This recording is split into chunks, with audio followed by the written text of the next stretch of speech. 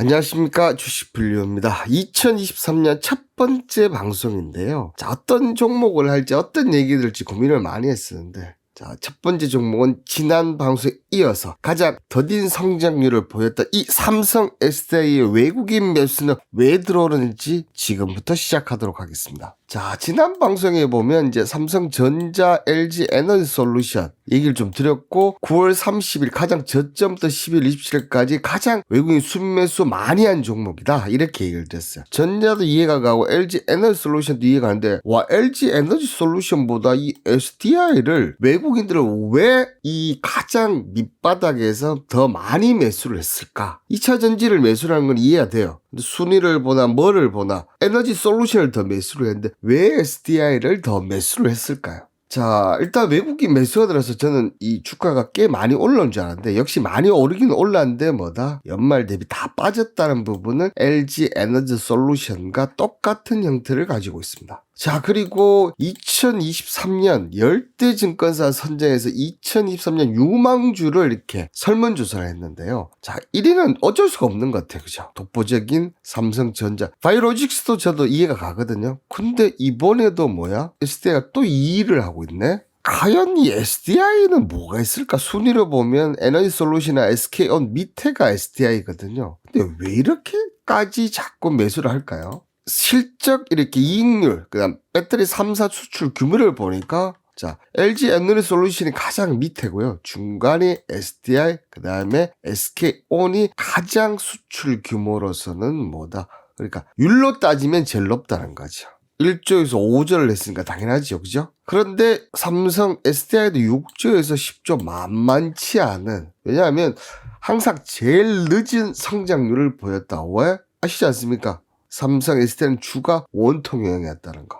자, 그래서 실적 체크를 해보니까 4천억, 6천억, 자, 그러다가 이제 작년에 1조를 했는데 2022년은 어떻게 됩니까? 그냥 바로 그냥 더블 가까이, 그죠? 지금 봤을 때는 2조도 넘을 가능성이 있지 않나, 이렇게 좀 보이시는데요. 매출의 속도가 역시 전기차가 계속 올라가면서 비중이, 그죠? 매출 속도나 영업이익 속도도 꾸준히 강세를 좀 보였다는 거.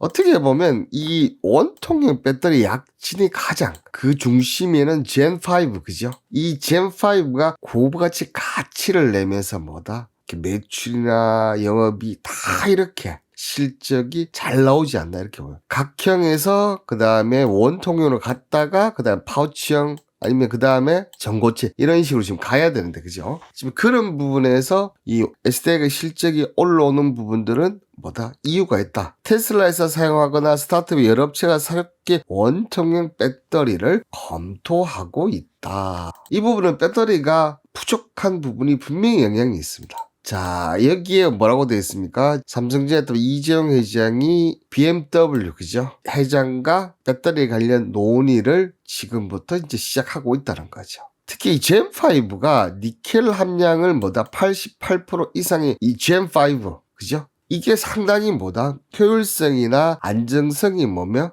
좋게 만드는 그런 영향이 분명히 있다는 거죠. 이런 부분 때문에 점점점 SDI를 조금씩 쓰기 시작하고 있다는 거죠. 여기 보시면 에너지 물때 20%, 재료비 20% 이상 절감, 그죠? 그러면서 연속된 젠6까지 개발하고 있고, 이 다음에 전고체로 가는 거거든요. 이런 연속성 입장에서 SDI가 이제 조금씩 좀 강점을 보이지 않나. 어쨌든 이 젠5 효과가 삼성 SDI 실적에 가장 큰 효과가 있었지 않나. 자, 그러면서 이 SDI가 어떻게 보면 가장, 이재용 씨가 물론 감옥에 있었던 부분도 있었지만 가장 좀 더딘 성장률에 가장 더딘 투자를 했었거든요. 그렇기 때문에 SDI가 이만큼 순위가 떨어졌었어요. 그런데 이제는 어떻게 보면 이게 가장 메리트가 있었던, 변화가 없었다면 뭡니까? 변화가 없었다면 SDI는 계속 6위에서 멈춰야 되는데, 이 부분이 예전처럼, 예전에 SK온은 최소한 이겼거든요. 그 다음에 LG 에너지원과 한세 근접할 때도 있었고, 이런 부분들이 점점 올라갈 확률이 높지 않나. 삼성이니까, 그죠? 다른 데도 아니고 삼성이다 보니까. 이런 부분들이 외국인들 입장에서는 삼성에 대해 우리가 너무 비중이 너무 적었는데 이젠 비중을 좀 높여봐야, 그냥 배터리 제조사 순위가 단계별로 올라가지 않느냐, 이렇게 보면서 하는 게 아닌겠나 보입니다. 아직은 여전히 6이라는 사실 좀 기억하시는 게 맞을 거고, 어쨌든 이 IRR법이 단기적으로는 저희 배터리 3사에게 악재지만 중장기적으로는 1위, 3위, 4위, 그죠?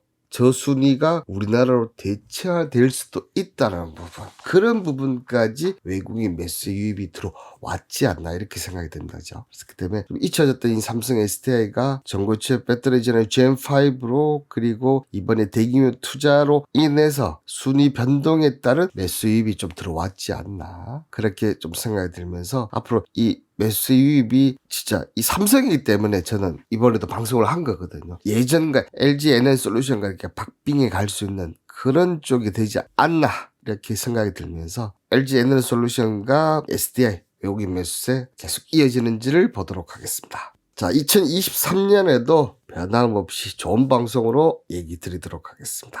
저는 다음 방송에 더 좋은 종목으로 또 만나 뵙도록 하겠습니다. 감사합니다.